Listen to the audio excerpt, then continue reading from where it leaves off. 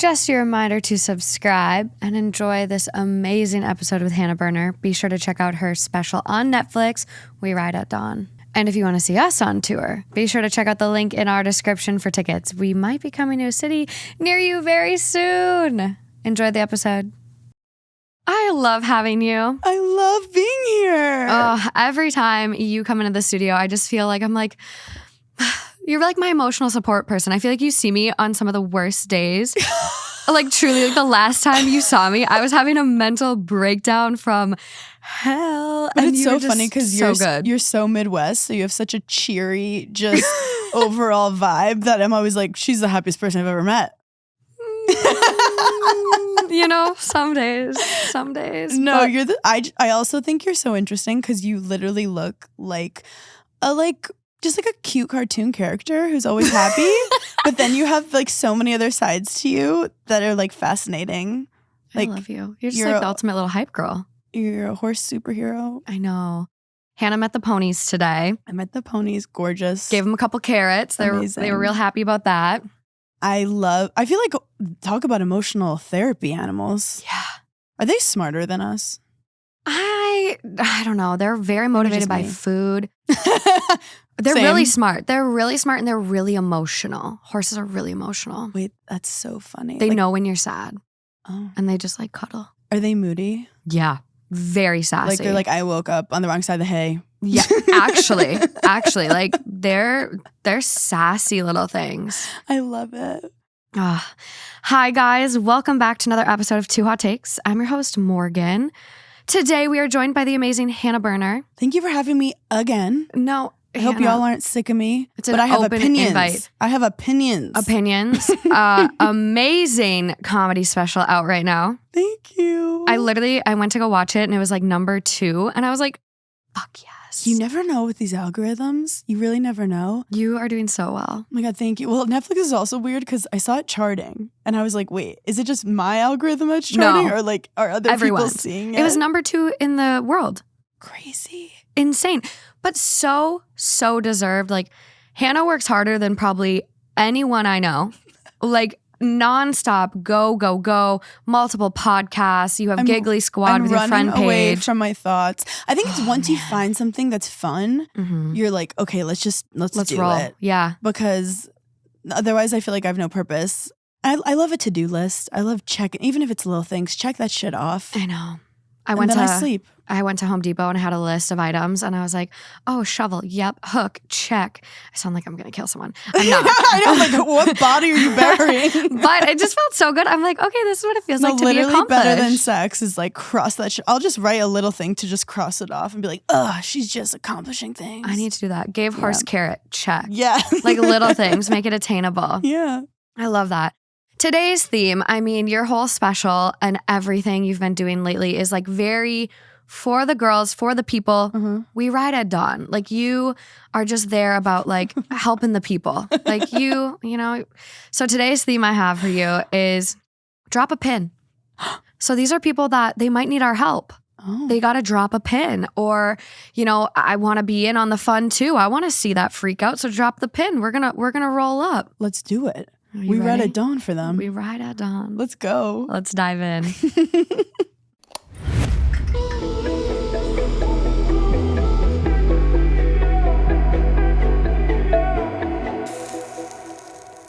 Okay, this first one is coming from Am I the Asshole? It is titled, Am I the Asshole for Returning My Wife's Shoes?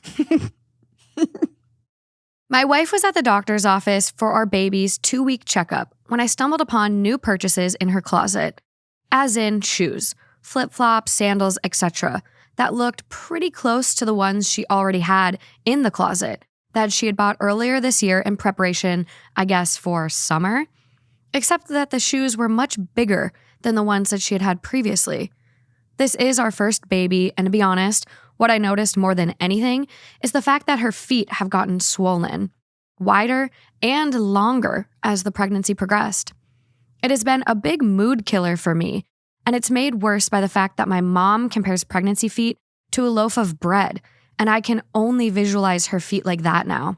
But more than that, my mom said that feet are supposed to shrink after pregnancy, and that weight loss is a big part of it.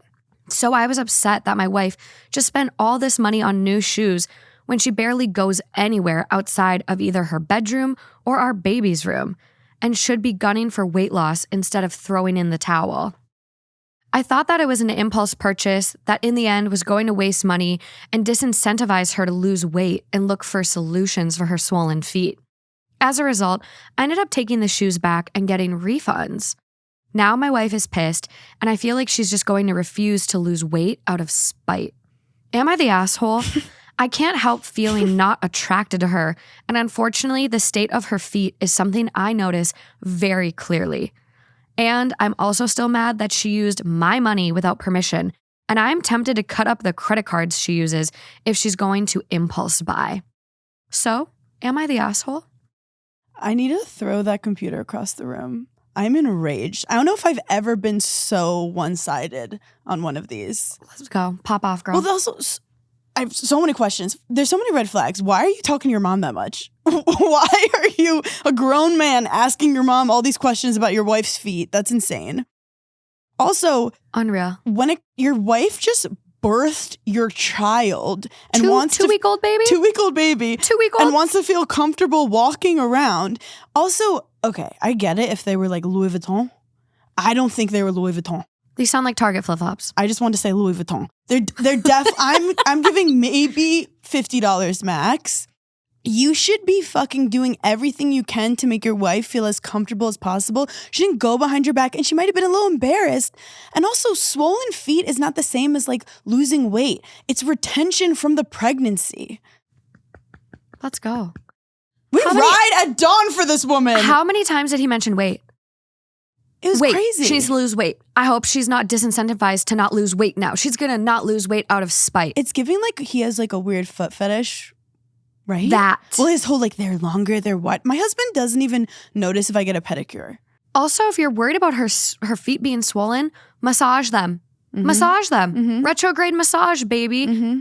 Come on, like be a participant in this. Also, like thinking of worrying the most about your wife's feet when you've just had 2 babies. It's like, thank God she's healthy. Thank God I hope the babies are healthy. There's so many more things if we're going to be worried about something. I'm really not happy with this man. No.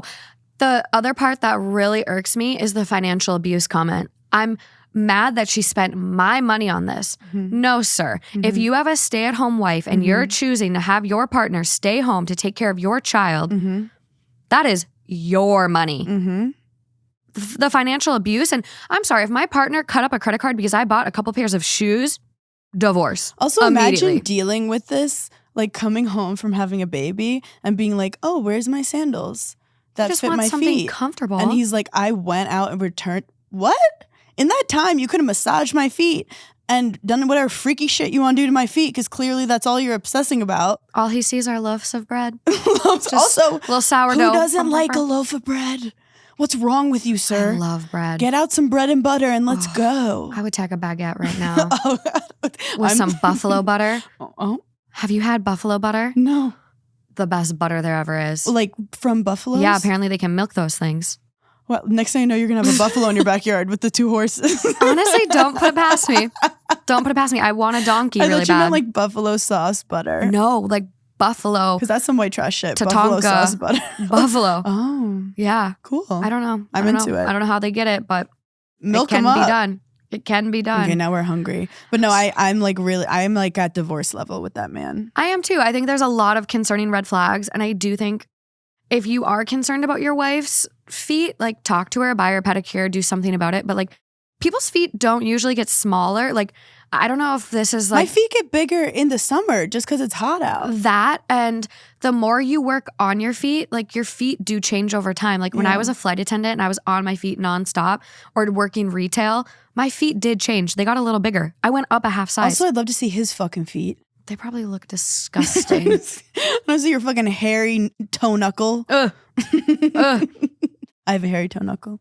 I'm Italian. I one time went to a pedicure spot and the lady just started tweezing my toe hair unsolicited. See, I love that. I'd be like, thank you. I mean, painful. I was so embarrassed. But I love that she didn't ask. That was nice of her. She didn't want to embarrass me. Yeah, she didn't want to say it out loud. I'll get a lot of like, I'll be getting a facial and they're like, do you want me to get a little bit of your mustache off? And I said, yes, ma'am.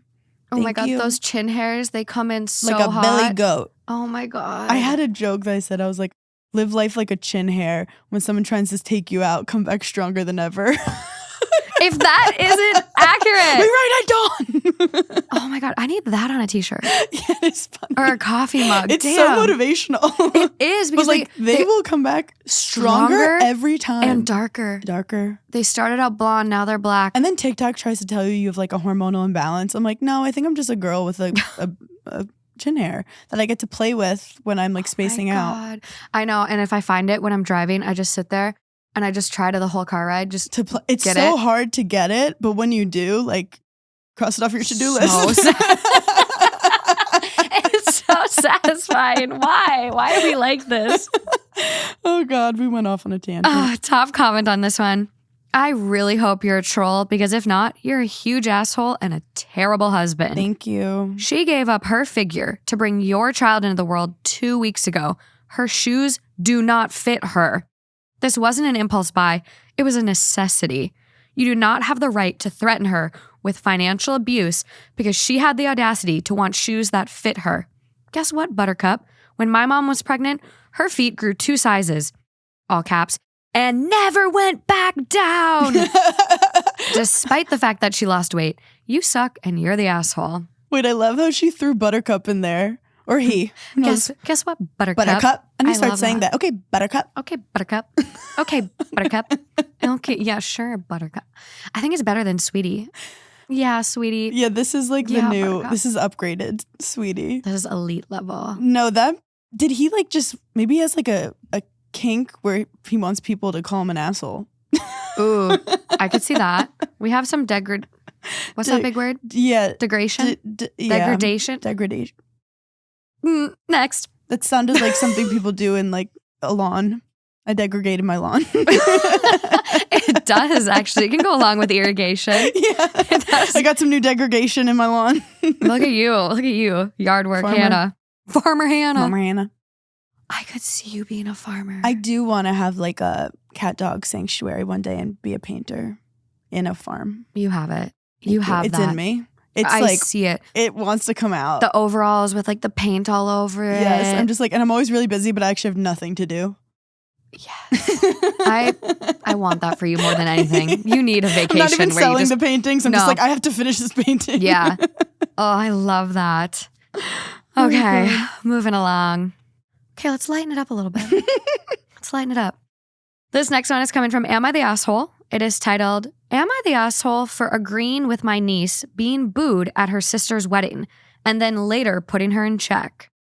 I have 2 nieces, and one recently got married. The other one is pregnant with her first child. At the reception, she used her toast time to announce her pregnancy. My niece is selfish like that and has always stolen the spotlight. She always got away with it, though, because she was the favorite. Well, she didn't get away with it this day. The groom's family and friends immediately booed her loudly. The best man, groom's brother, said on the mic, how dare she use his brother's wedding to announce that, and, quote, this day is not about you. The booing changed to applause, and not just from his family and friends. I clapped too. My selfish niece and her husband left out of embarrassment. I went to the bride to check on her and hug her. That's when I found out my niece had asked the bride for permission to announce it weeks ago. Quote, because it's practical since the whole family will be there. But the bride had said no. She wanted that day to be about her and her husband. This made me very glad that I clapped. Later on, my selfish niece sent me a text message blasting me for clapping while she was being humiliated. I ignored it. She called me the next day and blasted me, but this time I told her she deserved it. I told her I knew her sister asked her not to announce anything. Quote, but you had to make it about you, like always. Then she had the nerve to tell me, quote, she's always been your favorite niece.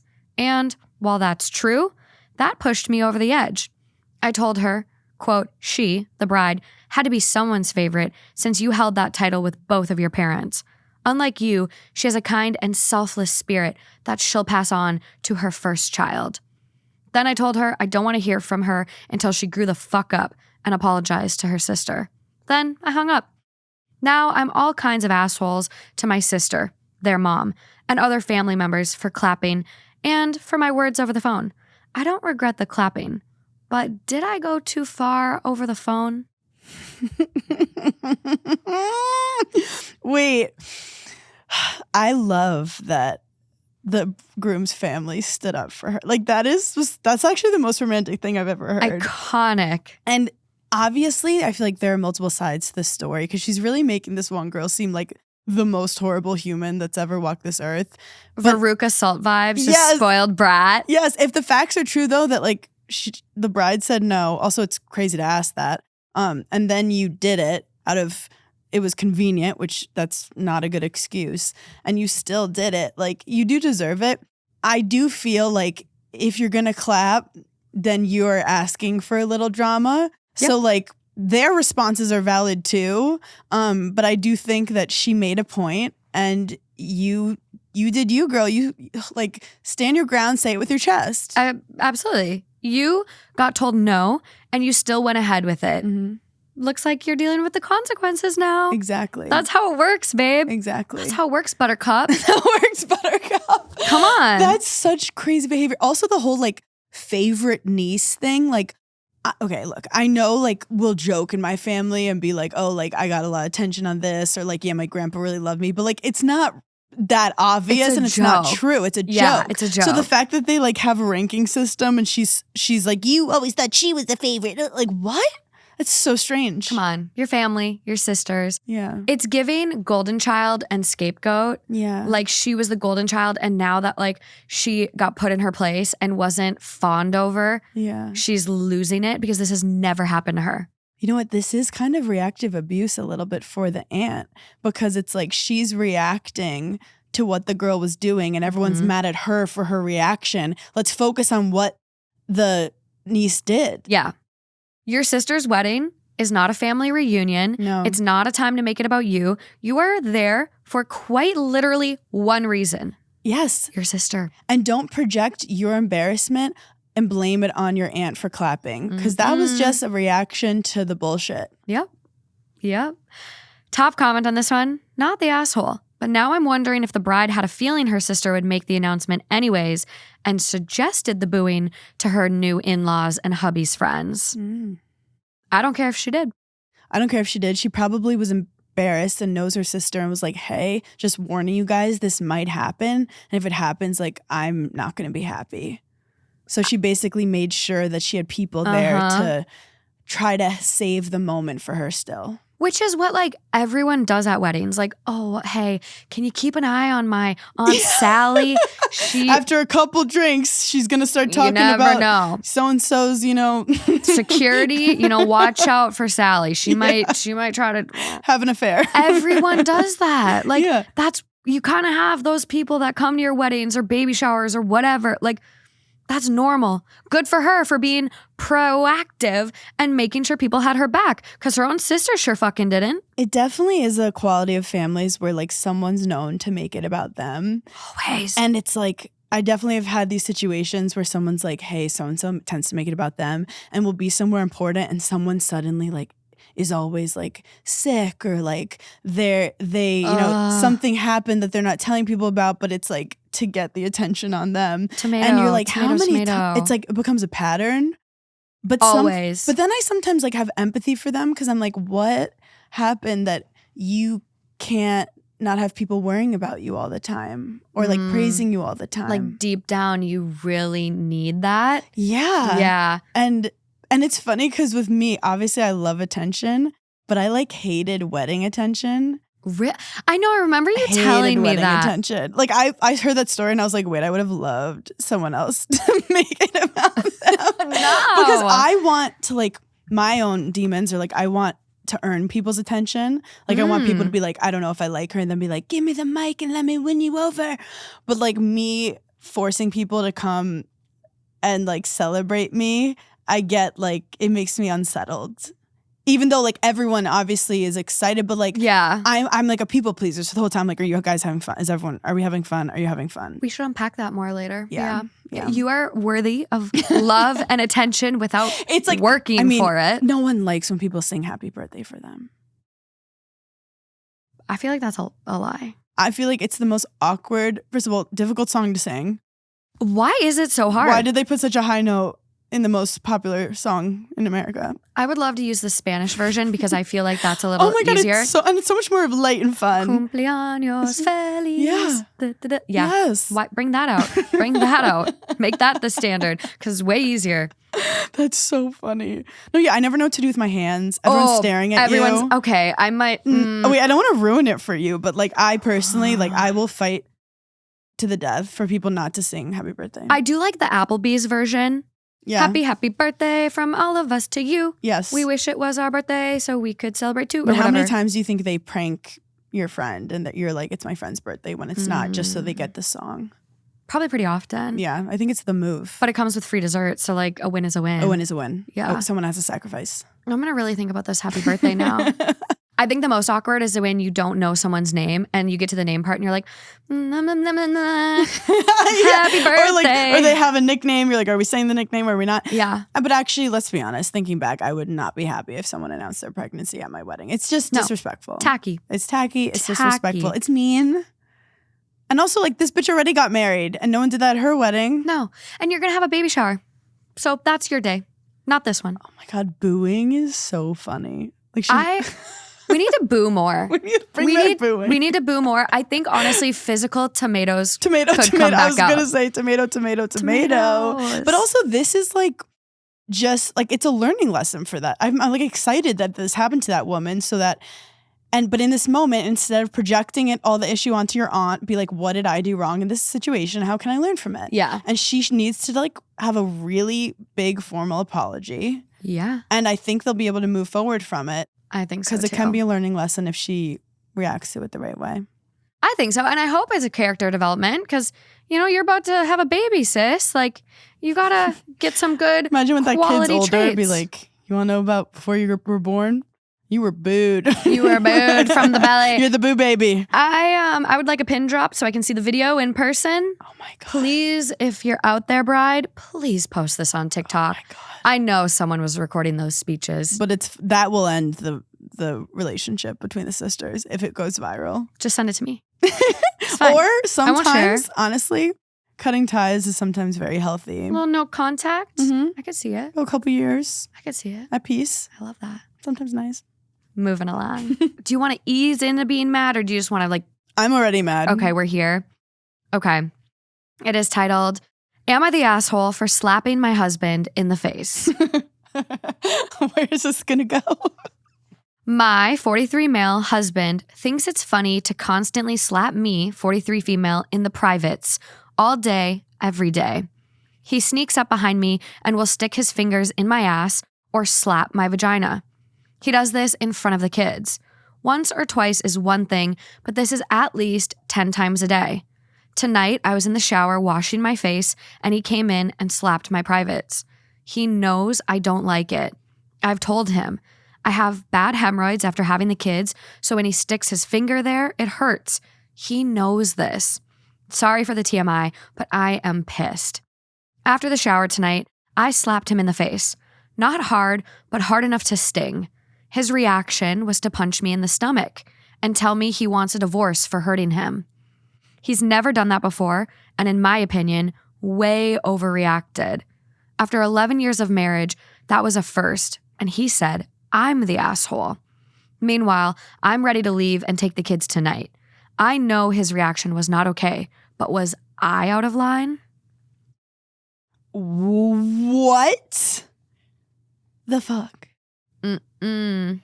Wait, it's obviously so easy for me to sit back in my chair right now and tell people to leave their husbands because it's obviously way more complicated than that. But like, leave your husband Immediately. Take the kids. You can stay at my place. Like, we'll figure it out. Drop the pin. We'll come help you move. Drop the pin. I got you. What? Like, that was so layered of so many weird things. And It's funny because when you stand up for yourself, I feel like sometimes their reaction really like confirms like, oh, they have really been fucked up this whole time and I was just giving them the benefit of the doubt. Yes. Have you heard about reactive abuse? Yeah, I've definitely been the victim of it. I feel like you hear about it, but like I just really learned about it recently. And that's what this kind of feels like. It's a form of gaslighting where it's like finally someone reacts and then they're like, you're the problem. Yeah. When they were the person that made you so upset. Was instigating it. I say like, don't judge people based on their reaction to trauma. Ooh. Yeah. I don't always say that, but it is like Yeah. how someone reacts to abuse. Like they're reacting to abuse. Yeah. So you can't like weigh it to the abuse. That makes total sense. And it just like, I'm sitting here like, that's so Raven tunneling to like a bunch of moments in my life. I'm like, oh my God.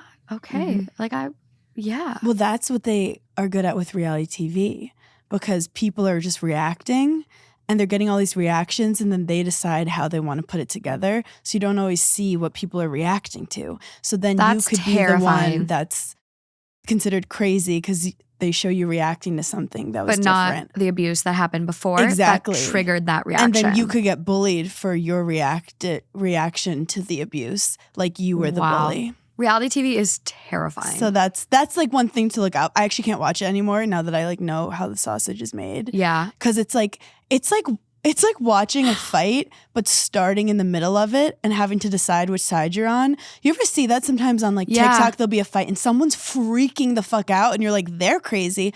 But then you find out that person did something so beyond that you're like, of course she flipped out like that. Like she should have flipped out more. Exactly. You see the other POV. Yeah. Yes. And I also think like, yes, like the physical stuff in relationships, there has to be boundaries. It could be super scary. But him reacting, I want a divorce immediately. It's like, then go.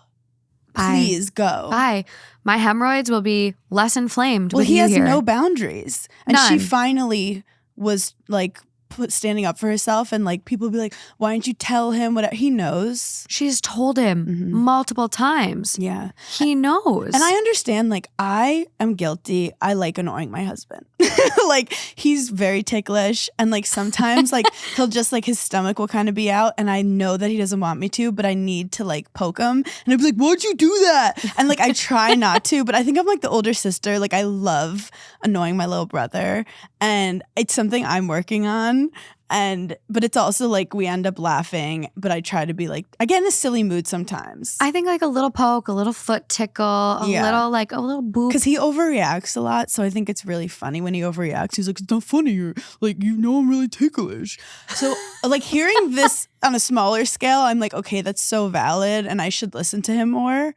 But also, like, it is funny when I barely touch him that he's like, whoa! I know. Just like such a boy. And I like being, like, teased and made fun of. So, like, love language. But you have to understand that sometimes they don't enjoy it. Yeah. So I've been better. I feel like the difference is, like, if he seriously was like, I really don't appreciate it. Can you please stop?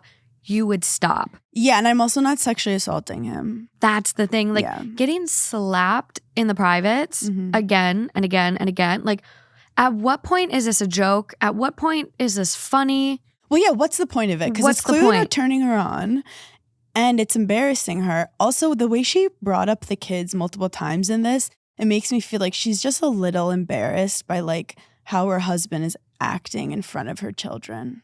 This is not a good thing to show your kids. To do this in front of your kids, it's okay to hit your partner in the genitals. Not to go big picture here, but I feel like Am I the Asshole is super powerful because this is the kind of thing that you won't necessarily want to bring up at brunch with your girls. To be like, what would you guys do? Like, it's so layered and complicated and embarrassing and weird, but like, yeah, you're not going to tell your mom or something. So like, this gives people an outlet to have unbiased opinions, to be like, you're not crazy. You should leave your husband. Absolutely. I'm so happy when it in exists. doubt, leave.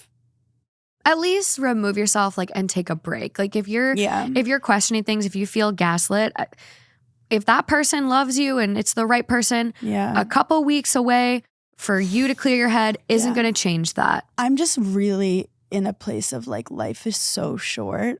And like, So yes, we all short. want a beautiful family with a perfect home and, you know, a 50-year marriage. But it's like, you know, what's worse than not having that, being stuck in something that is killing you inside. Dude, the Ballerina Farm stuff that's coming out. Wait, can you explain that? Have you talked about it yet? No, it just dropped. I think the article just dropped like yesterday. So Ballerina Farm is like this big content creator that's like really pursuing the trad wife content. Oh, yeah. They live out on a farm. They have like 8 or 10 kids. I'm not really sure. I don't engage with the content typically. But it keeps coming up. It just keeps coming up. And so it's like they have this farm. They get their own milk and flour and butter and like traditional. She doesn't have a nanny for the 8, 10 kids, however many she's got.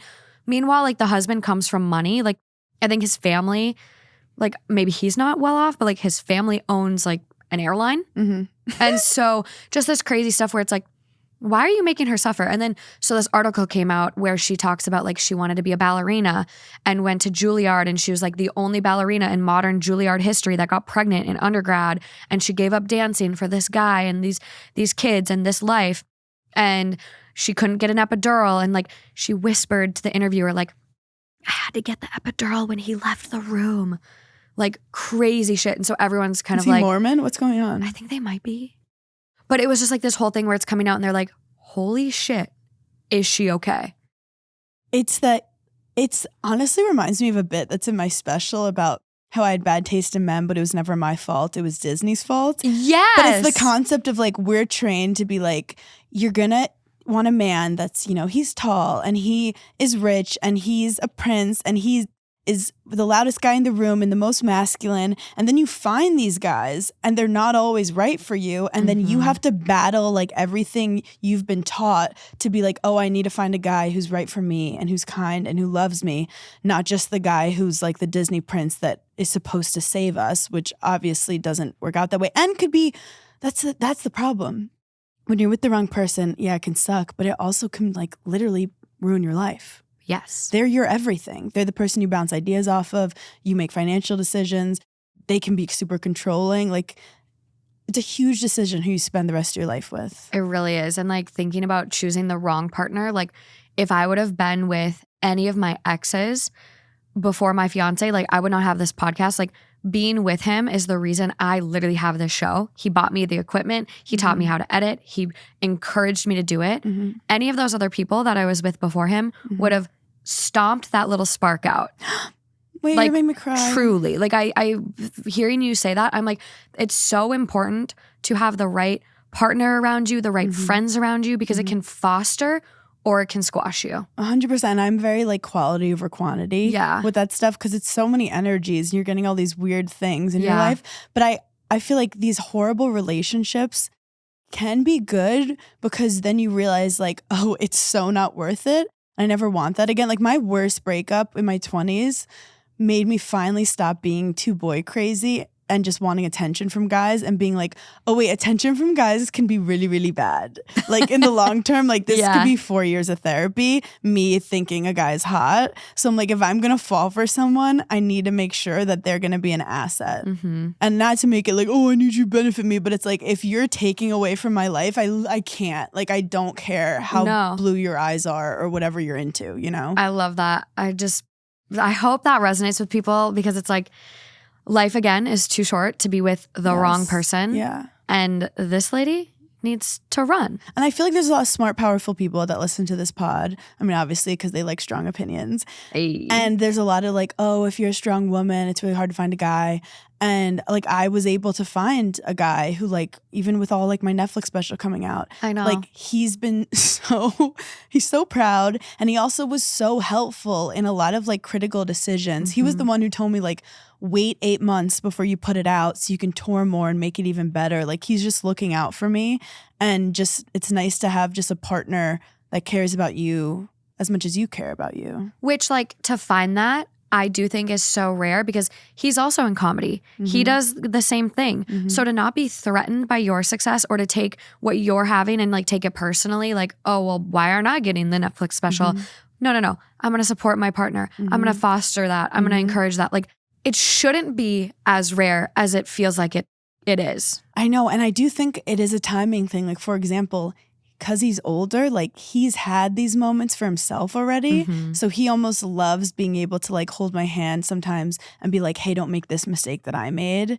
And it's this nice, like, I don't know if we met, if when we both were 30, like coming up, we might have like had butt heads. So it's like just trusting the universe to like put you with the right people at the right time. I love that. And you can't force it. No. I love that. I love all the jokes. And then leave when he pisses you off. I love all the jokes about him in the Netflix special. It's so funny. When I got Fallon, like you have to do clean material, and one of my favorite clean bits was this story about him, like the restaurant one, him having thinking he had a heart attack, and I didn't want to call an ambulance, which is like so fucked up but hilarious. But I was like, it's just not the scene.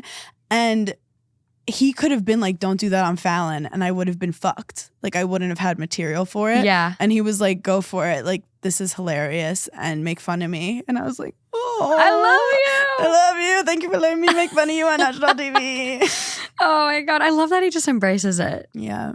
And I know, and I'm excited for like when he'll be on Fallon one day making fun of me. It's going to be so good. We're freaky. That's how we flirt.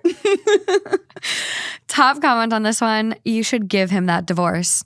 For your own sake. Not the asshole, but your husband is 10,000% the asshole. Leave that abusive fuck. Yep. OP responds, thank you. I told him I don't need him and I'll be just fine on my own. He doesn't think so. So I guess we will find out that he has been really lucky to have me. Ooh, now I really feel we write at Dawn vibes, because he basically said, I don't believe in you. And she's about to do one of those girl things where like she's about to like get a degree at Harvard, or like she's gonna like get a whole like makeover and be like feel so hot and like start her passion. Like she's about to like level up. The out of spite pop off. Oh, There's I love a girl leveling satisfying. up after a relationship that she realized was weighing her down. Like she was doing you a favor, truly. Like you were charity work and you disrespected a queen, and she's going to go show you now. It's so funny the like crazy leveling up that girls do. I didn't even know, you don't even know it's possible, and you're like, wow, that man was making you tired. I love when a guy does it too. Like when you know there's like a woman who's just like taking advantage of a guy and then he does the flip and he's like, no. Like I'm going to actually get with the nice girl, not the mean girl, not the pick me. Well, they seem lighter. Like everything about them. You ever see someone after getting out of a relationship and you're like, who are you? The glow. The glow. Like after they're over that initial like, the glow that people get, it's so amazing to see. And it's so scary, but like there's light at the other side. I know. We have an update on this one. Wow, I am so overwhelmed with all of the encouragement and kind posts. I had a few not so friendly ones, and I wish you'd refrain from making me feel worse by saying hurtful stuff. Unfortunately, this is true, and I don't make it up. I do feel the need to clarify a few things, since I seem to have not chosen the best wording in my hasty post yesterday. 1, he has not been doing this for a year. This started a couple of weeks ago. We both work from home and are home 24/7. 2, no, I do not walk around naked. He's poking my butt through my clothes, so not penetrating, but it hurts, and he knows that. 3, my children are safe, as am I. I did call police last night and had him removed from the home. I've started to talk to a lawyer and will move things along as needed. 4, my husband did call today and I had shut my phone off for a while, hence the late update. But he, of course, is apologizing and doesn't want to divorce. He offered counseling, so we will look into that. I don't know how I feel just yet about trying to make this work, but we will see. Thank you again for reaching out. I haven't been able to reply to everyone, but I will try. Wow. I mean, she definitely doesn't need to make a hasty move, but I'm really proud of her for clearly putting her foot down. Yeah. And it's weird to me, like, yeah, they're working at home together, but like what came over him that these last couple weeks he started doing that, and what had he been doing before that was similar? Or like, is he now a new guy in the last couple of weeks? It is quite strange because, yeah, I wonder what was like the gateway to the slapping. Exactly. Like, did this start with the poke? Yeah. Did this start with the tummy poke? Yeah, it was a little tickle. This is quite odd. Yeah. Quite odd. Yeah. And very concerning. Interesting. But I think she's on the right path to figure out what's best for her. I think so. It seems like she's getting a lot of support in the comments. she's obviously, like she says, I feel embarrassed. I feel like a complete idiot. Like talking about her kids, my boys are all young, but they'll definitely be told it's never okay to hit anyone. I think she's also feeling embarrassed about the reaction. But I think like there is something to be said about the reactive abuse. And like, it's kind of like when you get pushed and pushed and pushed, what do? It's not okay that, you know, she reacted and hit him. But then again, like he after punched her in the stomach. Like they're both just at points of like, clearly not good. This is toxic. This is unhealthy. Something needs to happen here. Drop the pin. Divine intervention. I don't know. Yep. But moving along. Moving along. If you haven't watched Hannah's special yet, what are you doing? What are you doing? We're sitting here. We went like way off tangent in between stories. And I'm just like, I'm here just like talking about how much I love this special. No, like having like cool girls like you love it is all I wanted. That's all I want. It's so good. I'm going to go watch it again. And you're so right about Beast. He's so hot. The Beast is hot. So hot. I say that he looks like Travis Kelce. Why do I see it now? They're just big and burly and they have a good, like, furry. Why do I see it now? Why do I see it? I want to pick you up. Occasionally get mad. Literally, I see it. Okay, this next one. It's coming from AITAH, 7 days old. It is titled, Am I the asshole for rejecting my friend's request to have an open relationship with my husband? I, 30 female, have been married to my husband, 32 male, for 5 years. We have 2 beautiful kids, 5 male. What's that math? I'm like, how long have they been married? I'm like, wait, how old are these kids? Okay, I got it now. We have 2 beautiful kids, 5 male and 6 female, and have a very strong relationship and are happy together. Recently, my friend, Lisa, 29 female, confided in me that she has developed feelings for my husband. This is juicy. She said that she finds him attractive and admires our relationship, and she asked if we would consider having an open relationship so she could be with him too. I was shocked and told her no, explaining that my husband and I are committed to each other and that we are not interested in an open relationship. Lisa got upset and accused me of being selfish Wait, what? and close-minded. Wait, what? What the fuck is going on? Are we taking crazy pills right now? She argued that modern relationships should be flexible, that I was denying her happiness. Since then, Lisa has been distant and has been spreading rumors in our friend group, suggesting that I am overly possessive and controlling. This has caused a lot of tension, and some of our mutual friends are now taking sides. My husband is supportive of my decision, but I feel guilty for the drama it has caused. So, am I the asshole for rejecting my friend's request to have an open relationship with my husband?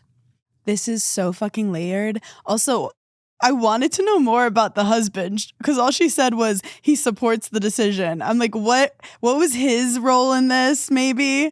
Like, are they flirting in the background? Like, did he tell her to ask? Oh, well, but also I don't want to put it on him. Maybe, but also, where did you meet Lisa? Is this her thing? Has she been fucking everyone's husband? Ooh. And why are people picking sides? Like, is Lisa in your relationship too, to where you're like, oh, I get it. It's just Lisa. You know, she's Lisa. Really fun. Like, what do you mean you're picking sides? She called someone selfish for not wanting to share their husband? Also, there's a thing where, like, if there was miscommunication, she was spreading lies. That's when you do, like, we need to do a group Zoom, or, like, we need to sit down and have, like, a tell-all of what's actually going on just to make sure. Like a CNN. We need to do a CNET, whatever. Like, get a government, whatever people do, Speaker of the House situation, and be like, this is what was asked. This is what I said. Are people taking sides on this? I'm so confused. Yeah, what? Also, what if Lisa just, like, likes the idea of someone's husband and, like, likes that he's unattainable, and then the second you open up the marriage, you fucking don't like him and you ruined someone's marriage? I don't get it. I'm like, you don't really know him. You don't know him. What you see is not him and being in a relationship with him. And also, like, once you cross that little line with your friends, There's no going back. And here's what worries me sometimes. And even like with just a casual threesome and all this, what if they like it better than what you had, but you're married, so like then you're getting divorced. Well, and you're the one with the kids, and like he gets excited of like a new fresh thing. This is so, I'm not about it.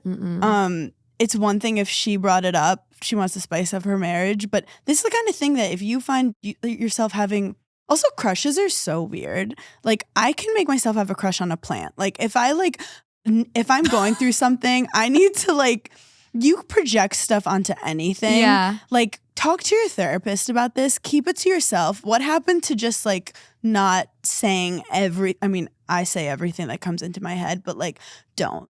Secrets. You shouldn't. You can have secrets. Have a secret. It's okay to, have a little secret. You can have a crush on someone. I like if people are like, think my husband's hot. Like that's fun. Don't attack me for not letting you fuck my husband. I'm like, isn't that why people get married? So they don't have to share ever again? Literally. So you don't have to be dating again when you have a full family. And that's selfish? She is like a little gaslighting queen, that Lisa. I wonder if her name's really Lisa. I wonder if she outed her like that. Top comment, not the asshole. Tell the friends that are on her side to let her fuck their husbands. Oh my God, iconic. Iconic. Let's have a party. Oh my God, that's a good line. That's great. Next comment down, seriously do this. You are 100% in the right here. Your ex-friend is so self-absorbed that it beggars belief? Oh, I've never heard that before. It beggars belief. Beggars belief. Okay. Lisa acting like they owe her sex. No is a full answer. That's the other thing. What if the husband isn't even like into her or attracted to her or like. That's why I wanted some more info from the husband. Like I wanted the husband to be like, well, that's no. And like, I would never and like tell her to stop. Like, why are friends even being like, yeah, give her a chance with your husband? Like, that's so weird to me. Like maybe they're having an affair. God. Maybe they've been having it. I mean, I'm just. And this was trying to like. And this was her trying to make it more acceptable. Basically, the husband's like, I'm not going to leave my woman for you. So she's trying to open up the marriage. Fuck. And some people know. Look, I don't know. Also, I like making up that all these people are the same. Like I pretend that Lisa is the girl who also announced her pregnancy at the marriage. Yep. At the wedding. And she's pregnant with her husband's kid. It's the Two Hot Takes multiverse. It's all. It's a multiverse. It's all connected and interwoven. It's all connected. It's like a bunch of Sims characters. It really is. That's how I look at them. I'm like, I just remember these are all my little kids. We do have an update. After reading some of your comments, I decided to bring the group out for coffee and told them all about what Lisa said and the real story. I also showed them the Reddit post. After showing them, there were 2 girls that were still on Lisa's side. So I took some advice from the comments and said, quote, let Lisa fuck your husband. Then you can be on her side. After that, everyone was on my side, thankfully. Also, don't be friends with those girls anymore. No, still. Let's not. You have the post, you have what Lisa said, and you're still going to be like, yeah, that's fine. Lisa should be able to fuck your husband. Yeah. That's fine. Lisa wasn't happy at all, and she started ranting about how it, quote, wasn't fair. She, quote, just wanted to experiment something new, and it wasn't even that bad of a request. You're making it such a big deal, which I didn't get. Me and the rest of the group have officially cut contact with Lisa, just hoping she doesn't try to reach out. We'll update if something happens. Also, just clarifying that Lisa also asked my husband for an open marriage. He also rejected it, saying that, quote, even if I was, I would never want to go out with you. Okay, so what is the argument here? It's almost like she's trying to ruin all her friendships, and she's like, what's the worst thing I could do? Let's go up to one of my friends and get mad at her for not letting me fuck her husband. Some kind of weird self-sabotaging behavior. Also, the husband like ate with that line. Even if she was open to it, I wouldn't want to be with you. Ooh, good job. Period. Good job. Slay. Go off, King. Wow. I would be embarrassed if I was this woman. I would tail between my legs, go hide in a hole, and she's doubling down. I know that like in Utah, there were like, remember all the Mormons were like hooking up with each other's husbands, that it got kind of weird and crazy. Yeah. But this doesn't sound like that group. No. It's also giving like there are other men in the world. How small is your community that you feel like he's the only freaky moment you can have? There's so many other ways. Go on Craigslist. Have you looked at that Let's Meet like thing Craigslist has? No. Is it new or is it? No, I think it's been around for a while. Oh. But it's literally that. It's like Looking for big husky man looking for a petite busty blonde. Like, and I'm like, you made him Russian. Big busty blonde. I'm like, okay, like if this actually works, like I know like foot fetish impressive. stuff like does really well there. Are you on Wiki Feet? I actually am. And I found out because Michael Blaustein from Does he have a foot fetish? Stiff Socks is obsessed with feet, and we looked it up. He told me I had a nice arch, and then my head got big, and I started to get cocky. And then I was like, well, now we know what Hannah, I can your do. feet are on here a lot. Wait, really? They're Because I haven't looked in like a year or 2 years. What's my rating?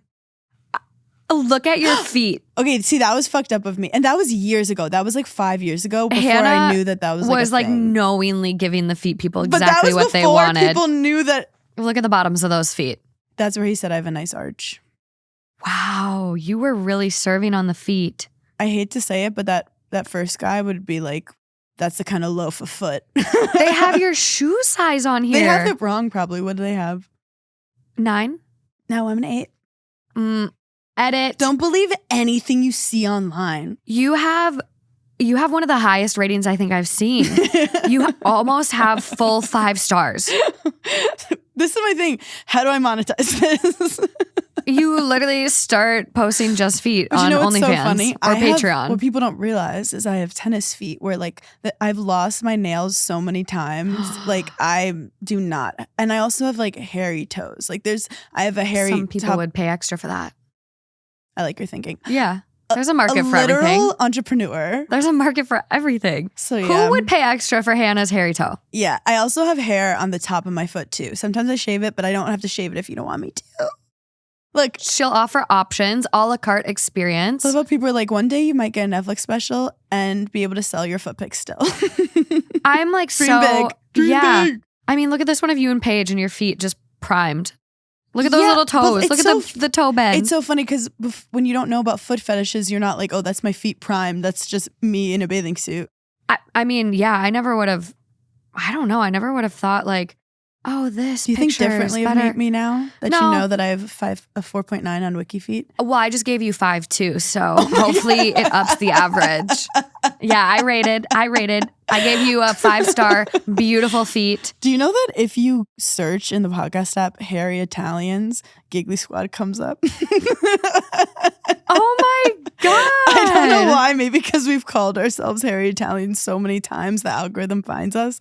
But That's insane. That's some SEO like crazy. optimization. Because we don't even have an episode that's titled it. It's very weird. That's wild. I just looked up someone like you've worked with recently, Miss Hailey Bieber. Oh, yeah. And I was like, let me see where your feet compare to hers. She has 5 stars as well. You're like neck and neck. We're neck and neck. You're neck and neck. Come on for your throat. I've never been on Wiki Feet before in You're my having entire a little too life. much fun. Are you on it? I think you don't need think to search. so. There's no way. I think you need to search. There's no way. No results. Well, someone listening is about to start No that. results. I don't post my feet. I literally have a saying, no free feet pics. But I feel like 5 years ago, that wasn't like a thing. I don't Like know. people weren't as aware. I don't think you could find one foot pic on my. But they say people on Snapchat just post their feet to like get engagement. That's a tactic. It's I mean, a tactic. do what you got to do, I guess. I feel like every girl should at least be making side money from their feet. Like that should just be like a Why thing. not? Why not? Why not? Why not? What's the harm? Use what God gave you. I know. I would be so down for like my fiance having an OnlyFans and like posting milk bath pictures. I'd be cool with it. What's milk bath? Oh my God. So you fill up your bath with water and then add milk and it makes it cloudy. And people will take like very sexually artistic. Doesn't always have to be sexual. Oh. It can be very just tasteful and artistic. But like you can't see anything really. Yeah, only what you pop up above the water. Yes. Wait, is that like a thing on OnlyFans? I don't know, but I thought there was a market for it. And so I was always like, I'd be down with you doing that. I love that our algorithms are so different. Like a lot of people do it for maternity shoots, I will say. Oh, milk bath. Okay. But imagine just like a dude in a tub and just popping up above the surface that could sell. I mean, my husband could definitely have a zaddy OnlyFans. There's definitely a market for it. I think so. For sure. I think so. He just tells you old stories and takes Advil. The Silver Fox. That could be the name. The Silver Fox. The Silver Fox. He just complains about his lower back.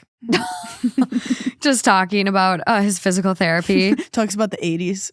Oh my God. He was around during that time? Oh yeah. This was his prime. No, I actually feel like your age gap, like you make it seem so healthy because I'm usually not a fan. I think I've told you that. Yeah. And you just like, your relationship is so cute. Like the whole COVID start and your lockdown. And then like you got engaged within 6 months. Yeah.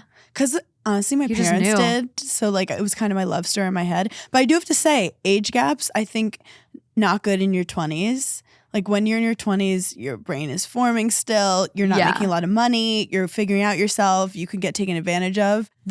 It's just the power imbalance. It's the power imbalance there's gotta be I don't equal. fuck with. That's why I love, like, if you're in your 30s, you're single, go for these older guys because you're actually like on a similar wavelength as them. That's like with age gaps, it's not the age itself. It's the power imbalance that typically will accompany it. And I was financially independent when I met him. I knew what I wanted to do. Thriving. And I knew what kind of guys I liked. So I literally say, like, I'll do my jokes at colleges and I'll be like, this is not for girls who are 20. Deal with men your own age who don't know what's going on either, who are like fingering you and it feels horrible. Just keep doing that until you're ready to graduate. Find Bucky the mascot, you know? Make some stories. Make some stories. Yeah. Ride around on those athletes' scooters. We ride at dawn. Oh my God. Look at you. Just the big sis advice everyone needs. Well, there isn't an update on this one past the dinner, past the coffee with friends, which I love that you were like, get everyone together, do the tell-all. Yeah, do a tell-all. Do a reunion. She does have something in the comments that she has been considering cutting off those two that agreed with Lisa for a while. So yeah, that's weird to me. I think they're on their way out. I want to know what Lisa's up to right now. Trying to find someone else's husband. Yeah. Yeah. There's so many people out there. So many people. Find your own. You don't need to double up. Find your own. Or find a community that's into that stuff. There's those out there too. Yeah. I've always wondered about the naked cults. Same. That'd be a hard bit to commit to. Yeah. But I feel like it's one of those things that you just get so used to. Like at first you're like, oh my God, there's schlongs being thrown around. And then 4 days in, you're just like, I don't care. Just you go a little blind to it. Yeah. Like nose blind almost. Yeah. Eyebrow blind. Yes. I started getting really worried about my eyebrows after that. Oh my God, now you have great eyebrows. They're microbladed. That helps. They look great. I need to get them touched up. Enough about me. I don't like attention. I'm the opposite. I'm like, give Hannah all the attention. I don't want it. No. Oh my God. Okay. This one is fresh. This next one is only a day old. Oh. Coming from Am I the Asshole? Titled, Am I the Asshole for getting into an argument with my husband because he left me during surgery? What kind of surgery? I have follow-up questions. I am a 25-year-old female and my husband, 27, and I have been together for almost 4 years. We do not have any kids together. I had a same-day lumpectomy surgery yesterday. The tumor is not believed to be malignant, but I wanted it out since my mother had breast cancer. My husband got the day off work and drove me. The surgery was delayed for about 3 hours, and my husband was getting impatient. The surgeon finally came in and said she expected the surgery would take about an hour. After she left, my husband said he was going to leave the hospital to get lunch when I went under, since he hadn't eaten that day. I wanted him to be able to eat and was trying to be brave, but I really didn't want to be left when the surgery was only supposed to be an hour. So I asked him if we could pick him up food on the way home. He gave me the impression that he would stay, and I was then wheeled away. Fast forward to 30 minutes later. I was being shaken awake by a nurse who told me I was sick and she was trying to get in touch with my husband. Apparently, during the surgery, my blood pressure dropped rapidly and my surgeon was able to get the tumor out in 20 minutes. But my BP was 70/30 by the time they got it out and my lips had turned blue. I was very sick in my room. I was bleeding through my internal stitches, coming in and out of consciousness, and was vomiting. All the while, my nurse was trying to track down my husband. My surgeon called him, but he did not even answer her. I'm very thankful for the sweet nurses who took care of me and reassured me. It is the next day now, and I'm very emotional and angry about the whole ordeal. My husband did not apologize and has been incredibly defensive about the whole thing. His explanation for leaving was, quote, "I went out and got lunch, and then I was getting gas because I was low from driving your ass around. The surgery was supposed to be an hour. How was I supposed to know your heart could have stopped?" I told him he had one job, which was to stay with me and tell me what the surgeon said. I could get over him leaving if he was apologetic or remorseful, but I'm shocked at his words / how little he seems to care for someone he claims to love. In his defense, he cared for me last night when we got home, but left today after we argued. I'm sure I'm just still really emotional from anesthesia and I'm being a bit dramatic, but I can't even look at him the same. He is usually attentive and caring, so I'm pretty baffled. I'm sure he thought the chances of anything going wrong were slim, but I can't understand his thought process. I sat for hours and hours in waiting rooms during all of my mom's breast cancer procedures and was nervous to even leave for a minute to get food. God forbid I don't have cancer because I don't trust him with anything medical now. Anyways, I'm unsure what I hope to get from writing this to strangers. I just needed to vent. Am I the asshole? Wow. I mean, obviously, this man did not knowingly leave her when she was, sick. Yeah. But it was obviously always a possibility. Always. It's kind of giving, like, he immediately got defensive instead of, like, this is one of those relationship moments where sometimes they'll get mad at you and you really didn't mean it. And that's the moment when you say, like, you don't say, well, I didn't do it on purpose, so I'm not apologizing. That's when you literally say, I'm fucking sorry, and you learn from it. Like, this is one of those weird, just like annoying things where she literally said, if he just said sorry and learned and realized he fucked up, we can move on. Yeah. It's super annoying and scary. It's really scary. And I think you're right. Like, it does happen so often where people are just unwilling to fall on their sword. Like, and it doesn't have to be a sword. It could be like you slept on a pebble one night. Like, it's just, I'm sorry. Like, yeah, I'm sorry. Like in the beginning, like of some relationships, I've had guys like say something that hurt my feelings. And I'd be like, I just want you to say sorry because it upset me. And they're like, well, I wasn't trying to upset you, so I'm not going to say sorry. It doesn't matter if you were trying or not. You're like, I just want to move on knowing that you understood what happened so it won't happen again. Yes. And like, also, it's about like, it hurt me, regardless if you were trying to or not. And aren't you sorry that I was hurt? I feel like a lot of times people like they overthink an apology. Yeah, they overthink it. I love apologizing. I throw it around left and right. I mean, if it's because I'm fucking up left and right. We all are. We're human. You're gonna make mistakes. You're gonna treat someone poorly. You're gonna be perceived a certain way. And, yes, and like you can't control that.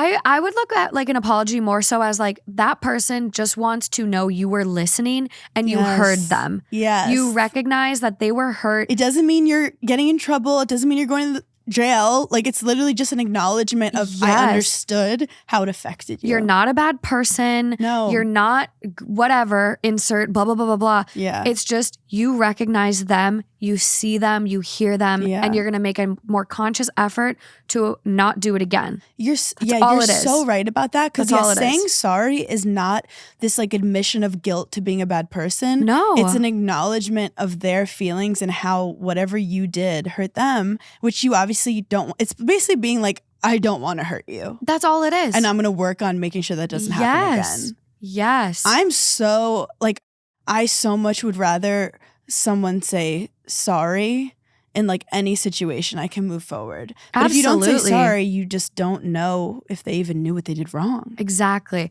But on the flip side of that, you need to be able to communicate your feelings and why you're upset, because otherwise that's unfair to the other person. True. People aren't psychics. True. You have to, like, it's a two-way street.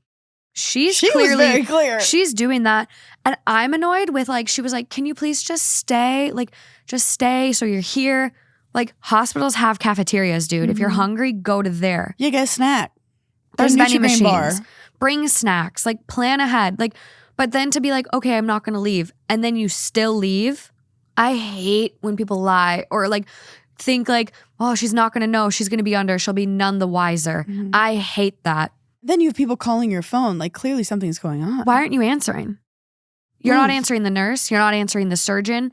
You're getting multiple phone calls. Why aren't you answering? Well, this is also, I wonder about him. Like, has something happened to him where he doesn't like being in a caretaking role because of something? Like, this is again like some trauma. Maybe he has. Maybe he has. It's like, this is a marriage, and I don't think it's as simple as like he doesn't give a fuck about you. Like, let's delve into like why this happened a little. But I also don't like that like 2 days later they get in a fight and he left her. Like, I don't like the whole leaving. No. Like, yeah, go upstairs, maybe breathe some air, like take a moment. Don't leave her. No. And like, what if she is sick? Yeah. Like, I get having like medical trauma and like stuff like that makes you anxious. And so you messed up, you left. Now you feel guilty, you're embarrassed. So you're not admitting you're not apologizing. But at the same time, like, where do you go from here? What if she is sick? What if she has to do something else in the future? What happens when you guys, if you have kids? How are you going to react in that situation? It's like, you need to nip this in the bud now. I do also, she said like in the past he's been good at caretaking. So that's also weird. I feel like some people have different love languages. Like I know like my brother like wasn't that good at caretaking, and then like his wife was having migraines and she had to kind of teach him like what she needs. Yeah. Because he's like, do you want me like there? Do you want me not there? And she was like, once I told him what to do, he was great. So it's like maybe this guy didn't realize that while she was under, he needed to be there. Like some guys are very like too logical. Yeah. Where they're like, you're literally You're under, like I can go get food and I'm not going to apologize because of this freak accident. It sounds like he's just being stubborn and he needs to fucking say sorry. Yeah. And I do think it's like OP being like, oh, well, can't we just get food on the way home? Like, I understand why he didn't want to do that, because in my head, I'm like, well, you have surgery for an hour, then you're in post-op, you're recovering, blah, blah, blah. Like, you're not leaving for another 3 hours. When I'm hungry, I got to eat. Like, I'm a hangry I'm the same girl. way with that. So I get that, but cafeteria at the hospital, DoorDash, call a friend to bring you a sandwich. I don't know. It's but also don't leave. like, I'm trying to think like if I was in his position and I did leave, like it's such bad luck. And that's when you literally have to like look at the person and be like, that was so fucked up of me. I'm such an asshole and I'm so sorry. And like, I learned now, like, I'm not fucking with like leaving you ever again. Yeah. And that would help so much in the situation. That's all it would be. Literally saying all it would be. I was an asshole is like so healing. I think for both people. Yeah. Seriously. If you can get the other person that was an asshole to like actually do that. Why is it so hard? It wasn't on purpose. No. I mean, yeah, he was like a little lying and he was being annoying, but like you ended up being more of an asshole than you anticipated because of bad luck. Yeah. And just own it. You got to own it. Top comment on this one. I think we know where it's going to go, right? Not the asshole. I'm really sorry you went through that and he's not being supportive. Did he actually say, quote, from driving your ass around? That's incredibly insensitive. OP responds, he did. That was the comment that really turned into an argument. It's also hard because things get emotional. I know. And then like he was probably really frustrated. But again, don't get mad at her because that happened and you didn't anticipate it. I mean, it's just like, I don't know why he feels the need to slough off all these excuses. Like, well, I needed to get food and then I had to stop and get gas. Those are both two things that still don't excuse you not answering your phone. Exactly. Where was your phone? What were you actually doing? Yeah. Because I don't think you were just getting gas and food. Or he was like, I'm not answering these calls, which is weirder. Your wife is in an operating room and you don't answer a phone call? Likely showing up caller ID, blah, blah, blah, hospital. Yeah. Those iPhones are smart. They know when a spam is calling. Yeah. It's true. What was he doing? Look at these conspiracy theories were started. Is he with Lisa? I think he is with Lisa. He's with Lisa. Lisa found a husband to steal. He's with Lisa. But again, this also could just be like learning how to fight better where like he doesn't get super defensive because she was pissed off. Yeah. Like let your person's gonna get pissed off sometimes. Yeah. And it doesn't always mean they hate you. They just need you to hear them and to apologize. I know. It's okay to pop the lid here and then, but it's like, how do you come back from it after? And if you can't connect and communicate. And it's also that weird like pre-kid time Yeah. where like you're kind of keeping an eye on your man to be like, is he capable of like being there for the family? So I think it's like it was extra hurtful to her to be like, you're going to be the father of my children and you left me for dead. Essentially. Literally left me for dead. Essentially, I mean, a blood pressure 70/30. So scary. That's borderline like you're going down cardiac arrest. But and when you were saying that, I was like, oh my God, he's gonna be so upset. Like he's gonna be so apologetic. So it's less him going to get food, because I am a crazy food person like that too. It's more the after effect of how he dealt with it. That's the thing. Just fall on the sword, friends. It's okay. It won't kill you. I promise. Someone else goes, that's honestly awful. Also, does the hospital not have a cafe? Someone responds, oh, it does. You see, this event wasn't about him. It was supposed to be about OP. So he made it about him by ditching and then talking down to his wife. I saw my father do the same to my mother. He called it a waste of time to be at the hospital during her mastectomy. Unfortunately, they're still married, and it's so obvious how much they hate each other. OP, you are not the asshole. Take a hard look at your relationship. This is how it will be. He won't change. He will actually get worse. I'm not sure anyone deserves to be so unhappy. Wow. Because they just made it bigger. Of like, this is who the dude is. Like, and everyone, it's about making about yourself. Yeah. It was him basically being like, you're not that important. Like my hunger is way more important than like anything that can happen to you. Yeah. And I think you have such a good point about this is kind of a trial period in life, like before kids and making sure your partner's capable. Because someone does say the next comment down, and take a hard look at your relationship before you decide to have kids if you think that's in your future. And there is something so scary and vulnerable when you're in that position in a hospital. I remember I got my appendix was appendicitis. Oh, yeah. And my parents drove me when I first started dating my husband. And it was during COVID. So they literally just had to drop me off. Yeah. And I was just lying there and no one knew what it was. They were giving me like Advil and I was like, no, this is really bad. Holy shit. And my husband at the time was calling me and he drove and just sat in the parking lot for like a couple hours. Stop. Why am I going to cry? No. I think he was good at dealing with he had I'm people literally what the fuck, Hannah? But you got a good one. Oh my God. No, but that's why I was like, I'm marrying this man. I see why you got engaged in 6 months. That was 2 months in. And I wasn't responding because I was just lying there with my phone and he was just with my parents scared. But it's those moments that you can see how much people care. That's the thing. When people show up in times of need, ride or die forever, truly. And it's this was his moment. This was a moment. You don't know if it's not cancerous yet. You don't know. And it's so fucking fucked up. I do a joke on stage. Oh God. Okay. I'm ready. I'll make you I'm ready. I need to transition. I wouldn't even call an ambulance on him when he thought he was having a heart attack. But I did a joke on stage about how we went to Aspen for the first time and he was skiing. And I didn't want to ski and I wanted to get lunch when he was done skiing. And he calls me and he's like, we can't go to lunch. I'm at the hospital. I think I tore my ACL. Oh. So I went and got lunch. Are you him?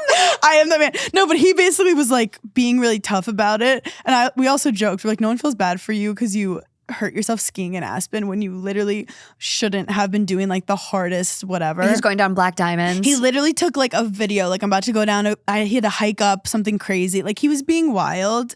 Okay. So I felt really bad, but I also was annoyed at him. You ruined lunch. But he also was like, hey, like I'm okay. Like there's a lot of stuff going on. So like I got us 2 burritos and I brought it. But then when you go and you see your person, like he had a neck brace on and I joked that I got the ick from it. Oh my God. You like have a different, like you're literally like, oh my God, I'm so scared with him. So yeah, these traumatic moments I feel like can really make or break relationships. Like you either realize how much you care about someone or you're like, wait, I'm leaving them for dead. Yeah. Well, and they're so young too. She's 25. Oh my God. 25. Again, I don't love getting married before your brain's fully formed. And it works out a lot of the time, but it's a risk. How old were you when you got married? I think 30 or 31. I feel like that's kind of young for my friends in New York. That's the thing about like here too. Yeah. Like I'm planning for a 2025 wedding. Mm-hmm. By that point, I'll be 31. Mm-hmm. And like I will be like my friends that are in Minnesota, they're kind of like it's different. They're still in the Midwest. Mm-hmm. You do get married, you know, your 20s I'm the only there.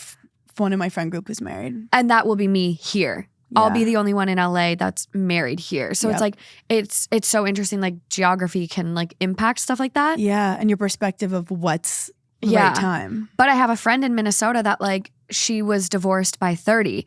And I think there's something to that. Perfect. No, I think there is, because you get that like fear out of the way, that fear of like starting over, that fear of abandonment, that fear of like that sunken cost fallacy where you're like, well, we've been together since we were 19 and in high school. And like, this is my person. No. This is not your person. It's okay to check out and move on. No, divorce is so powerful. And also like, even for people who are older, there's a whole wave of divorcees in their like late 30s and 40s that you find, or someone could be really right for you when you're 22. Yeah. And they're not right for you when you've both evolved and changed. People grow. And sometimes they grow together and sometimes they don't. And that's not your fucking fault. That's not your fault. It's not your fault. But this man, I'm mad at him. I hope the food was worth it. I hope the sandwich was worth it. I think the sandwich was someone else. I think he went to lunch with someone else. I don't think he was doing what he said he was. And that is just my gut. I don't know what it is. Well, yeah, because it's such weird behavior. There's no way you don't answer your phone unless you're doing something that you're really not supposed to be doing. Yeah. Lunch and gas, that's excusable. But like, this is something else is and then to fishy. Like stick to the argument that he didn't do anything wrong. Maybe there is something deeper. I think so. I really think so. I love when we enable each other to be like, yep, he's having 10 affairs right now. Okay, I just not Googled. What's that? Command F, where you can like search the page. Yeah. And I did cheat just to see if anyone else is on the same page with us. Someone goes, hate to say it, but this is immediately where my mind ran to. Cheating. Even if he'd gone down the block to a restaurant and sat there to eat, he knew his wife was in surgery. Keep the phone on the table and see if you get a call. Yeah. Stopping to get gas too? Well, take the phone with you outside while you're waiting at the pump. See an unknown number during a time like this? Common sense says it's the hospital. The hospital could have been calling to say anything, and he did not pick up the fucking phone. He's cheating. Wow. I think something's going on here. Yeah, because it's giving like addict behavior where it's like you don't do things you would normally do to like get something else. Yeah. Like what was he chasing? Something's going on. OP has since deleted her account. Like can't look at comments from OP, can't look for anything. Account's deleted. So what do you think that means? I think she's getting answers. Like I think maybe like with the cheating stuff coming up, maybe it's just like, okay, this is too much. Like I'm overwhelmed, delete. But I think this is someone who I think will have a wake-up call from this post. Wow. Especially having a mom that went through breast cancer. Yeah. And at 25 is getting a lumpectomy. Yep. Breast cancer has a genetic connection. Like, yep. This was a glimpse. This was a speeding ticket. It's not, a full tire spike, you're locked up. Like, you're getting off with a warning is what I'm trying to say. Like, take it. Take it. Don't look that gift horse in the mouth. No. You take it and you ride down the road on that little pony. You go. You wanted to bring up ponies. Anytime I can. Okay, this next one, something else is going on here too. It is 23 hours old, coming from AITAH, titled, "Am I the asshole for breaking up with my girlfriend after she set up cameras in our apartment, quote, in case I abuse her?" What? I need help. I'm a 25-year-old male and my ex-girlfriend is 24-year-old female. We were together for 3 years and marriage was definitely in our future. Basically, my ex always loved true crime, but she was getting really into domestic violence true crime. She had been down the DV rabbit hole for about 4 to 6 months, I want to say, before she really started acting weird with me. She didn't want me to have her location, which we mutually had for safety purposes. She was telling her mom, sister, and friends everything I did. She was being skittish around me, kept a diary when she had never had one before, and would basically just be overly cautious around me. I'm not too sure how to describe it. You could just see that she was being weird. Even at gatherings, my family asked me if we were fighting because she seemed overly cautious around me and was only sticking with the women. It was really starting to get to me, but I didn't want her suspicions to be right, so I didn't do anything about it. She had told me that as a man, I have to understand that DV happens all the time. Even perfect men suddenly end up abusers, and that I was no different. It really, really got to me. All I could think then, and even now, is that I'm nothing like those men. I get that it could be anyone, but seriously? I don't even kill bugs. I take them outside. She had never even been in an abusive relationship either. This behavior was so unlike her, but I felt like there was nothing I could do because of her position. If I reacted badly, she would be right, and I know I'm not an abuser, so I just took it. We had been together for 3 entire years, and she really thought I would suddenly do something to her? I've never even raised my voice at her, and I came from a broken home with DV. She knows that. I would never treat a woman or child, man, or animal that way. A few days ago, she put up cameras, and I noticed pretty quickly because she didn't hide them well. When I confronted her, she told me it was for her safety and peace of mind, and that if I wanted them gone, I don't care about her safety then. I got really fucking angry, but I got this moment of clarity all of a sudden. It was like all of the anger left my body as quick as it came, and I understood. All these months hit me like a train, and I was over it all. I didn't yell, didn't react. I just said that we were over. I told her I couldn't be with someone who thought of me as an abuser. I didn't take any of my things. I just left to stay at my parents' house. She's been telling her family that I'm an abuser, and I've gotten a few semi-threatening calls and texts from her brothers. I'm really torn up about it, and I'm feeling like a real asshole now. Her texts range from, quote, "I'm sorry, I know you're not an abuser," to how I never cared about her and she was right about me all along. Why did she convince herself that I would abuse her? I never, ever laid my hands on her, nor have I even yelled at her. If something was wrong, we handled it like adults, not dysfunctional teens. I miss her a lot, and I'm starting to regret it all. I should have just let her put the cameras up.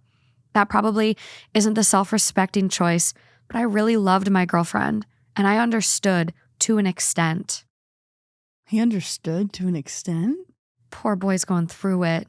Yeah, I'm either getting like she's lost her damn mind. Yeah. And I mean, you know, you like watch something about like an abusive man and you get really mad at men and you're like, men are so fucked up. And then you see your man and you're like, I'm fucking mad at men. And then you're like, oh yeah, but I don't have to project that onto him. Yeah. It's almost like she got obsessed with the idea of, and abuse is such a general term. Yeah. I wonder if there was like an event that happened between them that like triggered her to be like, this could become something. Like if there was a fight, like I feel like we're missing maybe one piece of information, or maybe he had a moment where like he got angry, which is like totally fine. But he's making it like he's been perfect this whole time. And she just... also, the cameras is fucking weird. Regardless, I feel like the cameras is not okay. No.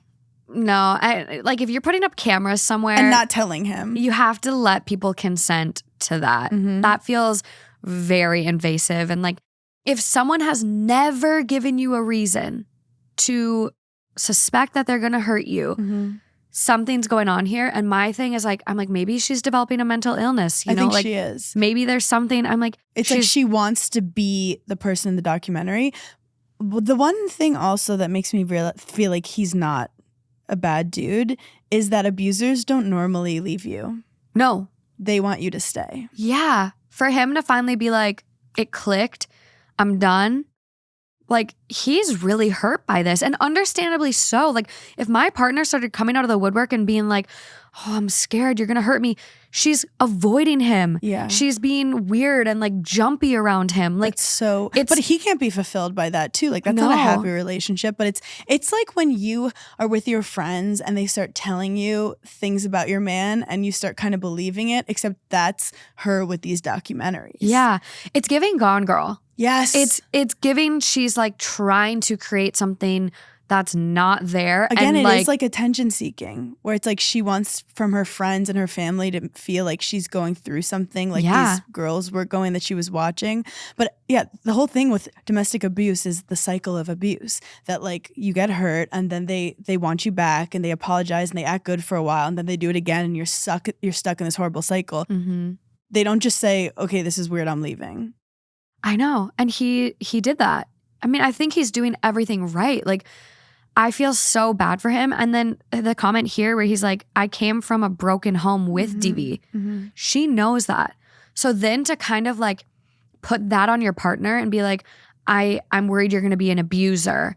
Like, you could be an abuser. Like, that's not a light thing. No. And it's basically like if it was his dad being like, are you your dad? Well, and then it's like at that point, like there's the whole self-fulfilling prophecy thing. Like, you're putting that into his head. You're almost conditioning him to like make him think I am like that. Well, also accusing someone of being an abuser is something that could elicit a pretty intense response from someone. Like, if he raised his voice, I wouldn't be surprised. Well, then it comes into that again, that reactive abuse. Well, I was going to say, like, what she was doing is a form of abuse, because now he's getting, if she's lying about him, he's now getting bullied by her family. Yes. And he must feel just like dirty and misunderstood and just like lost. It's really, really scary. It's like a form of psychological abuse. Yes. What she's doing. Yeah. Like, it feels very psychologically damaging. And it has nothing to do with him. No. And it's something where I think he should talk to her family to just be like, hey, I really care about her. And like, I had to remove myself because of what's going on. But like, I care about her and this is what's going on. Yeah, like, I'm genuinely worried. She's 24. So severe mental illnesses, like, they start really manifesting themselves at this age, 23 to 26, 27 is kind of that window where, bigger things come out.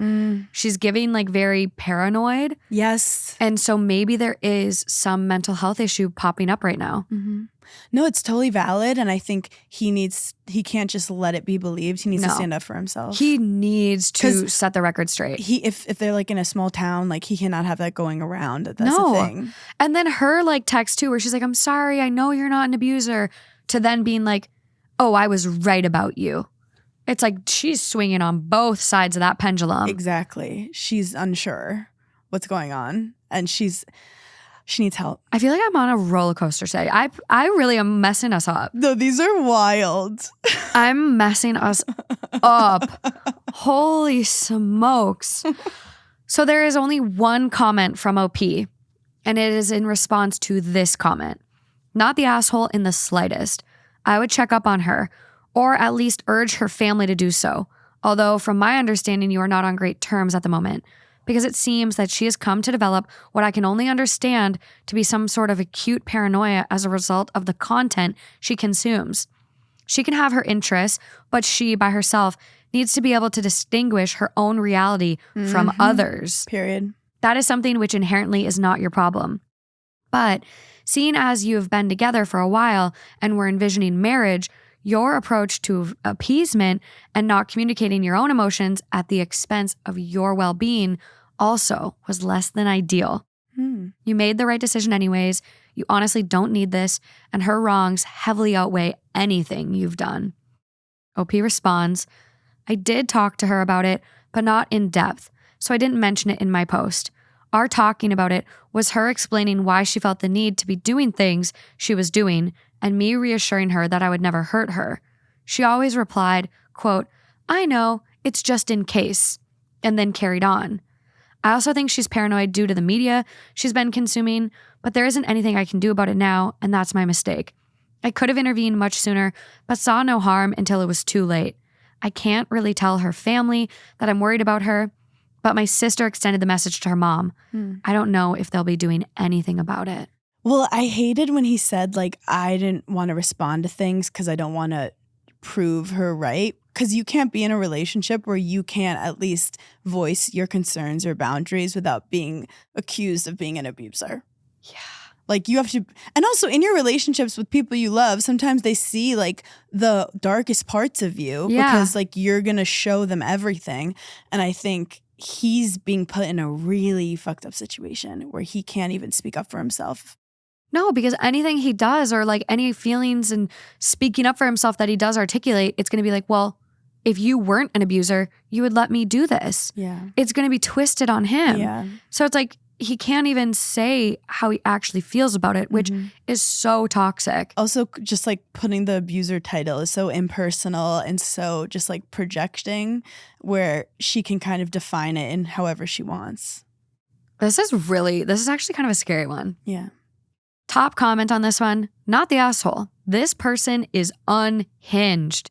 I'm a woman who enjoys true crime. This is so weird.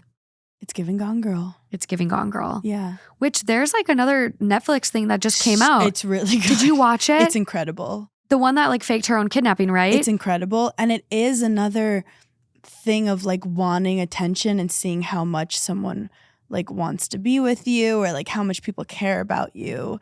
And it's a sickness. It's a sickness. So get help. If you need attention, throw a birthday party. Start stand-up Go to comedy. Applebee's. Start stand-up comedy. Do those things instead of going to therapy if you won't. No, the Applebee's Go one. to Applebee's. Go to Applebee's. You will feel special. Half off wings, a song, and a little dessert. Dollarita. Let's go. Oh, do they have those again? It's in the summer, I think. I'm literally going to look up the nearest Applebee's. I need this. But there's other ways to get attention. Like, come on. Yeah. Don't hurt people that... Maybe get a dog. A dog. Foster, like Foster Hannah. a dog. You had the cutest Foster recently. I still have a really cute Foster, Abby. She's like a pocket pit who... Oh my God. She's like tan and a little white on her face, and she just loves people so much. She's not great with other dogs, but she like literally just wants to cuddle with you all day. Okay, where can people go to look for Abby? SouthamptonAnimalShelter.com. Okay. Yes. ABBY? ABBY, she's the best. She's really the best. If you're watching on YouTube, you'll see some pictures right here, right now. Let's get Abby adopted. Yes. Abby! Abby! So freaking cute. I love that you foster. Oh my God, thanks. Why are you the most magical little human? It was my husband that wanted to foster because I was like, I travel too much and I like cats. And he was like, we're fostering this pit bull. I love that. I mean, we've Big, had her for like 3 guy years now, which shows how great of a dog she is. We don't want to give her back unless she's adopted. 3 years? Yeah, his brother will take care of her. We have like a whole system because we travel a lot. But like she's living on Long Island. She's super happy, but we want her to have a forever home. She deserves a nice little yard. Oh, yes. And she does like big males, which honestly, same. Oh. But she doesn't get along with like little dogs. It's too bad. She doesn't get along. I had a reactive dog and it is really tough. But like there's so many places you can still go and like people are getting better about having their other dogs on leashes. Yep. She's always on a leash. But it's so funny because with people, she's just the best. I wonder if she would get along with Miss Peaches. Oh, I don't know because Miss Peaches is a girl. Maybe two powerful women in a household. We'll see if we can try. Reach out to Mr. Dave. Mrs. Peaches is from Southampton Animal Shelter. Yeah. Okay. All the more. I know. Come on, guys. Come on. Get them together. Check out Abby. Check out Something's an Check Animal out Shelter. Abby. Oh, I love that. You're gonna encourage me to start fostering. Oh my God, it's the best. I miss it so much. You save more dogs than one, they say. Oh, I love that. Well, that's all I have for you. That's all? That's it. I need a stiff drink. A palate cleanser. No, that was amazing. I have so much fun doing this with you. I love having you. I really, really, really think so highly of you. And I was talking to someone the other day, kind of telling them I had you coming on. And I was like, you are genuinely one of the kindest, most authentic people I've met in this journey I call life now. Like, podcasting has been, like, it's been really tough. Like, it's so rewarding, but there's a lot behind the scenes that people don't see or don't know. And I think every single time I'm with you, you are just such a light, and you deserve every good thing coming your way. And it's not to say you haven't worked your ass off for it, but it is so, so deserved. And it's so nice to see one of the good ones win. Let me tell you. Wait, I love you so much. And you've actually been so helpful in so many ways. Stop. And I like everything right Take back the at compliment. you. No, I can't. I literally can't. No, how dare you? No, but seriously, I love you. And this community you built is so fucking great. It's magical. It really is. We've got some good ones, and good ones that are hopefully going to come check out where you're at now. You have a podcast with your friend Paige, Giggly Squad. Giggly Squad. It's very silly, very funny. I love it. And we read it on Netflix. Message me. Tell me how you like it. Tell me your favorite bits. Yes. Get into it. Yes. We should do a poll. What have you found to be very polarizing about your special? People really like the queef joke. I have like a 10-minute queef bit. It's about who queefed who. Ooh. Like, does he queef you, or are you queefing? No. So it's gotten into that. Purely from the other person pushing air up in you. It's their fault. I say, I've never queefed alone, so I know. But then some girls messaged me and said they can queef alone. So it's gotten kind of controversial. Interesting. Okay. Yeah. For next time. We are going to put a poll up and see if you guys have queefed alone, because now I'm really curious about that. Somewhat concerned for those that are queefing alone. Or a little jealous. Would love the skill. I'm glad I can't, because I would never stop. I'd be like, look what I could do. I have enough flatulence from the other hole. I don't need a double whammy. No. I'm okay there. Check out Giggly Squad. Be sure to watch the special. It is so good. Thank you. Let's get it to number 1. Let's go. Let's baby. do it. Let's go. Put on repeat. I love it. All of Hannah's links will be in the description of the podcast, the YouTube. Easy, guys. It's one click. But thank you for coming on. Always welcome. Just come whenever. You just say, I'm coming. I'm coming on. Works. Until next time, guys. Bye.